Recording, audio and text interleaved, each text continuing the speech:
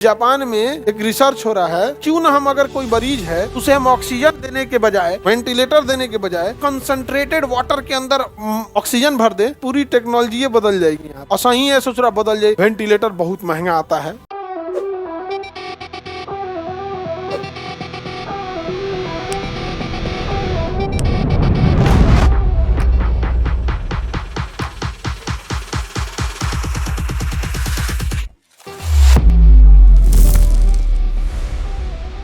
Japan में एक research हो रहा है, पानी चढ़ा के ना पानी में ऑक्सीजन की मात्रा डिजॉल्व कर दे रहा है, अब ब्लड में चढ़ा दे रहा है। और आपको हम बायोलॉजी पढ़ा दिए हैं, हम जो सांस लेते हैं क्या उसकी जरूरत नाक और फेफड़े को थोड़ा भी है? जरूरत किसको है? ब्लड यानी माइटोकांड्रिया, ब्लड के लेके माइटोकांड्रिया। अब माइटोकांड्रिया को तो हम पकड़ नहीं सकते, दौड़ा ये करोड़ों माइटोकांड्रिया, तो पकड़ने का एक के रास्ता है ब्लड। तो जापान में ये रिसर्च हो रहा है कि क्यों ना हम अगर कोई मरीज है उसे हम ऑक्सीजन देने के बजाय, वेंटिलेटर देने के बजाय एकदम कंसंट्रेटेड वाटर के अंदर ऑक्सीजन भर दे और पानी चढ़ाए। उसको पानी चढ़िए रहा है, ठीक है, रास्ते पानी क्यों ना चढ़ा दे? आखिर उसके ब्लड में ना चाहिए वो। अभी इस पे रिसर्च चल रहा है कि फेफड़ा थोड़ा भी काम करेगा, चलेगा भाई, फेफड़ा अपना थोड़ा बड़ा काम करे और इस पे रिसर्च हो जाएगा। सोच रहे कितना लंबा एक पूरी टेक्नोलॉजी बदल जाएगी यहाँ। और सही है, सोच रहा बदल जाए। वेंटिलेटर बहुत महंगा आता है, बहुत महंगा ना रहता है वेंटिलेटर, अस्पताल वाले को समझ में आता है। एक वेंटिलेटर आपका आएगा, मान के चलिए 15। एक वेंटिलेटर कितने का आ गया? 15 लाख। एक आदमी एगो को रख ले रहता है,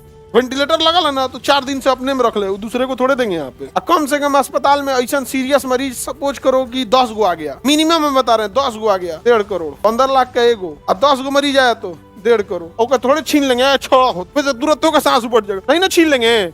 वेंटिलेटर निकलने के बाद 2 दिनों के बगल में वेंटिलेटर रखा जाता है, उसके ऊपर लिखा रहता है स्टैंड बाई, मतलब वो चालू रहता है, स्टैंड बाई पे रहता है कि भाई इसका सांस कभी उखड़ सकता है। क्योंकि जिसको वेंटिलेटर लगा है वो बहुत भयानक, एकदम समझिए मौत के पास से आया है वहाँ पे।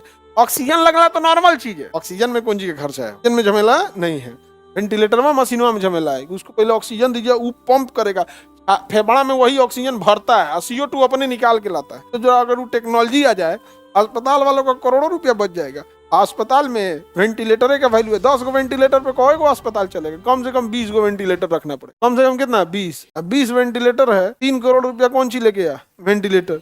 दूसरे देखो इतनी चुकी मशीन है, तो नहीं, बहुत खतरनाक है। नया टेक्नोलॉजी आ जाए तो बहुत अच्छा रहेगा, इसको बाय बाय कर दे, क्या चढ़ा दे पानी यहाँ पे। रिसर्च हो रहा है अभी उस पर।